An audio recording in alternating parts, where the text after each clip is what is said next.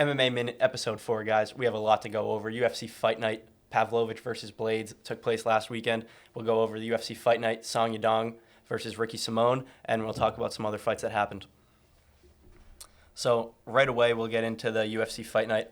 So first fight that we talked about was Matthew Semelsberger versus Jeremiah Wells.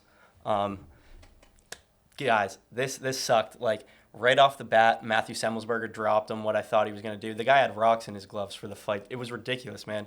He lost the decision, but, I mean, I don't know how these judges are scoring. Maybe I'm just salty because I got the decision wrong, but I really thought he was going to win the fight. He dropped him in 2 out of the 3 rounds. All Wells did was lay on him. And, I mean, Wells is kind of a grappler, but I thought he'd stand and bang more with Semelsberger. I thought that I was really expecting Semelsberger to put him away. He didn't, but like I said, he was dropping him in almost every round, and he just didn't have enough to finish the fight off. But right when he dropped him in that first round, I was going nuts. I was like, let's go, parlay's hitting. But yeah, lose the parlay first leg, first fight of the night, so that sucks. But I don't know, man. I thought he won that decision. Let me know what you guys think. Second fight, the coin did us wrong. The coin flip special was wrong for week 1. Brogan Walker loses to Yasmin Lucindo, unfortunately. Just a quick overview of this fight. You know, not much happened. What are you going to do? Coin was wrong. Next time, we're still going to keep it. We're still going to go with the coin for future episodes, but, this one was wrong. Whatever. Doesn't matter. We'll move on from that fight. And Bobby Green versus Jared Gordon, guys. Ends in a no contest with a head clash, unfortunately. You know, they were scrapping. They were getting after it. Kind of looked like Jared Gordon was actually getting the edge on him a little bit. And Bobby Green just comes in. It wasn't intentional, obviously, but he was real pissed after the fight. You know, he hits Jared Gordon with some follow-up shots after he headbutts him basically unconscious. And then he's all mad that he's not getting paid after. But it's like, come on, don't headbutt. Maybe if you aren't throwing headbutts out there, then you'll get your win bonus. But, you know, I thought Bobby would win. I predicted him to win. It looked like he thought he won in the octagon, but, you know, you can't just go out and headbutt people. So, you know, Jared Gordon's pretty pissed. I saw his interview with Ariel Helwani. Now he's looking to get 2 rematches. You know, he's trying to get that Patty rematch, and now he's got to get the Bobby Green one back. So, tough stretch for Jared Gordon, you know. But, I technically got that wrong, but we'll go on to the next fight that we did get right, Bruno Silva versus Brad Tavares. First round TKO, that was sweet. Bruno Silva, just a bigger, stronger guy. Brad Tavares, kind of at this point, is a journeyman. Middleweight's a weird division, like we said, but Silva just seemed a lot more powerful than Tavares did, and, got him out there pretty quickly. Got him out of there pretty quickly. Move on to the main event. Exactly what we said would happen. Sergey Pavlovich got Curtis Blaydes out in the first round, so that's 6 first-round finishes for Sergey Pavlovich. I mean, what's this guy going to do next? You know, who is he going to fight? I don't think John Jones is going to take him on. If I was John Jones and he was probably watching that fight, I know I said Blaydes was one of his toughest matchups, and that's probably going to look pretty bad in hindsight now because he probably will never get another title fight. But Sergey Pavlovich is just as big of a threat to John Jones' title. And I don't think that he'll stick around long enough to fight the guys in the division like Pavlovich or even Tuvasa or Aspinall, those young guys. I think his next fight will be Jones's next fight will be the Stipe fight, and that'll probably be his last fight. He says he just signed that big deal, but I don't think he really wants these fights, you know. Maybe I'm wrong, and maybe he will take on the Pavloviches, the Aspinalls, the Tuvasas, but I mean, most of the other fights he does have, like I'd take him in the Tuvasa fight, I'd take him in the Aspinall fight, but the Sergey fight's tough, man. This guy's a beast. He's scary. I want to see him fight for the title, though. I do. I'd like to see Sergey versus Stipe. That'd be a good one. I just want to see the heavyweight division a little more active. It is young. They have these good young guys. Like Aspinall just got hurt, but he'll be coming back soon. UFC's coming to London in the summer, so it'll be, if he could get on that card, that'd be nice. I don't really know where he's at with his injury, but yeah, these young heavyweights, there's a lot of talent in the division, which a few years ago was kind of a dead division, you know? Nobody was talking about the heavyweights, but now we got Sergey, and he's definitely a threat to John Jones' title, but John Jones, he just gets in there and runs through everyone. So I could be wrong there too. So kind of going pretty quickly, but UFC Fight Night, Song Yadong versus Ricky Simón. Another dud card, guys. I'm going to be honest with you. There's some good fights, a few guys making their UFC debuts, but kind of just holding us over until UFC 288. Haven't talked about that much, honestly. That's going to be a really stacked card. They actually just added Gilbert and Bilal to that card, so real quick turnaround for Gilbert. But yeah, we'll get into the Song Yadong fight right now, or the Song Yadong card right now.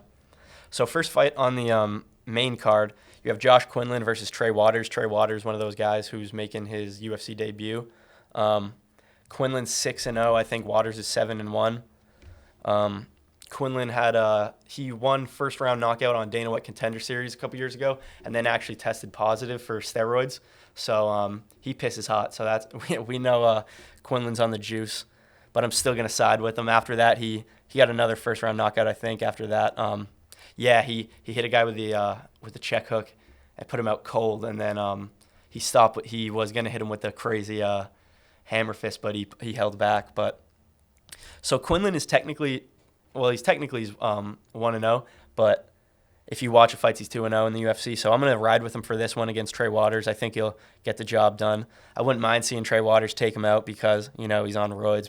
I don't like these drug cheats in the sport, but I don't think Trey Waters is. I watched a couple of his fights before he got into the UFC. I don't think he's anything special, and I don't think he is going to be enough to get Joshua Quinlan out of there. So next fight, heavyweight fight, Waldo Acosta Cortez versus Marcos Rogerio de Lima.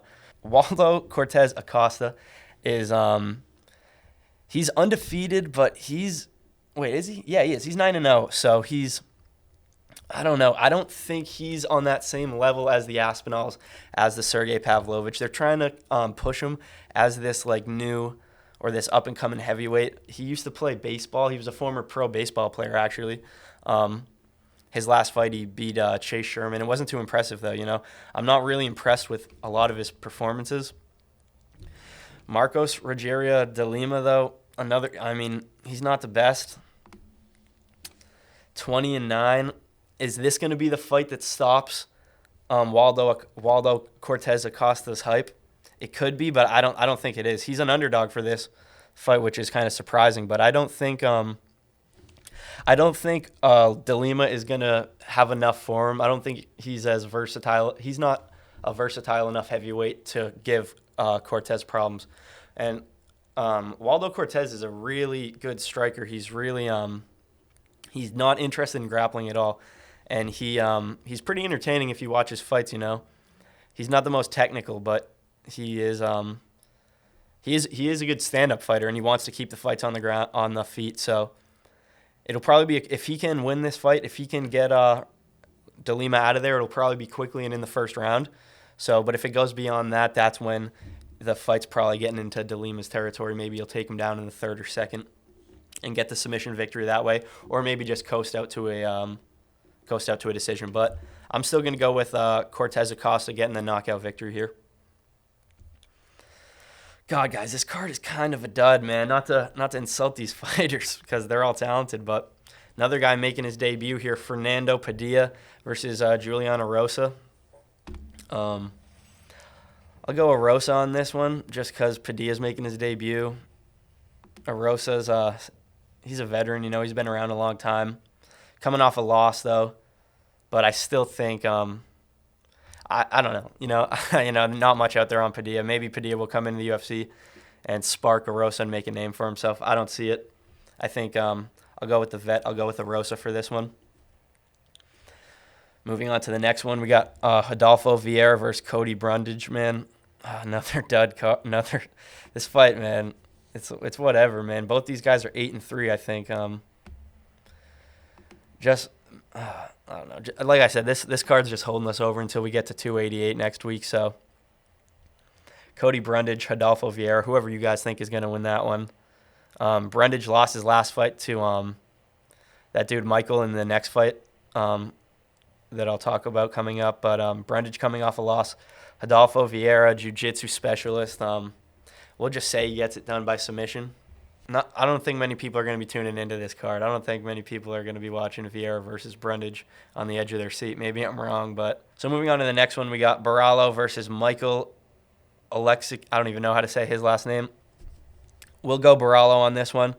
He's a good young fighter, 13-1, 10-fight win streak. This kid could be something special, so we're gonna ride with him. I think that's a pretty good pick. Minus 365 odds for him. And Michael Alexijuk, however you say that, he's got 10 first-round finishes, 13 knockouts, 18-5. Like I said, coming off that win against Brundage doesn't say much, so I'll go with Barallo, but I don't know. I'm not going to put a parlay together for this card just because it's not that big of a card. Who really? I'll be honest. Who really cares? But that's a little disrespectful. But we'll talk about the main event now. Now we got an actual good fight. Song Yadong versus Ricky Simón, 8 versus 10. Song Yadong's last fight was that Sandhagen fight, I think. Good fight. He's a young kid. I think Song Yadong's like 23, 24. And Ricky Simón is an old guy. Ricky Simón's been around for a long time. A part of me thinks Ricky's going to win, man. I feel like he's just got the veteran edge over. I just feel like a part of me thinks. What the fuck's happening? My computer's tweaking out. Sorry. All right. A part of me thinks Simón is gonna submit Song. Unfortunately, dude, I like Song Yadong a lot. I love that fight versus Sandhagen. Super entertaining. He brought the fight to Corey, man. Not many people give Corey that tough of a fight. And but yeah, 19-7.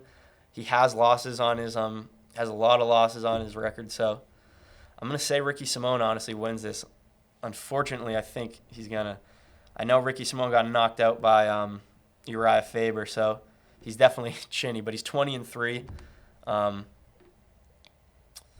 Yeah, unfortunately, I'm gonna have to go Ricky Simón with this fight. Sorry. I don't like Ricky Simón. I think he's a boring fighter. I think he just tries to.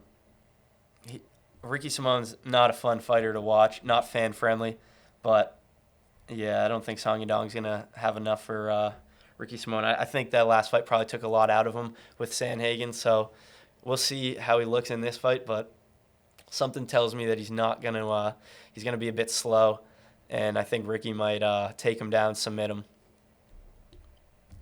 So let's see what else we got. Over on the BKFC, Bare Knuckle Fight League, man, this is crazy. We got Luke Rockhold versus Mike Perry in the main event, and Chad Mendes versus Eddie Alvarez, some UFC veterans over there. I guess that's where UFC fighters go to die. Not if you're Mike Perry. I guess he's kind of revamping his career over there. He's got his little platinum belt or whatever. But it's crazy to think that like 5-6 years ago, I thought Luke Rockhold was when he beat Weidman for the belt. I was like, wow, we have officially entered the Luke Rockhold era. I thought this guy was gonna run the table at middleweight. Obviously, we saw what happened with the Michael Bisping knockout, and then his career just kind of spiraled after that. He had his last fight with Paulo Costa, and then some people weren't happy with that. I know it was at altitude, so they gasped pretty quickly, but definitely was not a good showing for Rockhold. So he retires, and now, 4 or 5 months later, he's fighting Mike Perry in BKFC, so he probably needs some money. That's probably what that tells you. And it's crazy to think 6 years ago, when he was champion, I would have thought this guy picks Mike Perry apart. Because he would have, but they go over to BKFC, and I'm gonna take Mike Perry, guys. I'm gonna ride Mike Perry. I might be dumb for this, but I think he's more like the seasoned fighter. He's got more experience when it comes to bare knuckle fights. Yeah, I'm really gonna go Mike Perry. I know it might sound crazy, but I think he's more built for this bare knuckle league. He's the perfect bare knuckle fighter. I'd like to see him versus Chad Mendes actually. Maybe they're building towards that. I know Mendes actually said he might not be fighting anymore after this, which isn't the best sign. But Mendes going against Eddie Alvarez, that's an entertaining fight, guys. Both victims of Conor McGregor, so I'm sure he'll be watching this. I think that Chad Mendes will probably be a little quicker than Eddie Alvarez. Eddie's been out of the game for a while. He's tough, but he's probably not. It's the same as Luke Rockhold. You know, these guys probably aren't built for. Sorry, guys, gonna have to cut this episode short. Got to head out to class right now. But this weekend or next weekend, I'm going to get out some more videos for you guys. Going to talk about the fights that got announced. Couldn't talk about everything I wanted to in this one, unfortunately, kind of pressed for time. But next episode, we will go into the fights that got announced and make some more parlays for you guys, put some bets together, and have a better episode. But, yeah, thank you guys for listening, and we'll see you next week.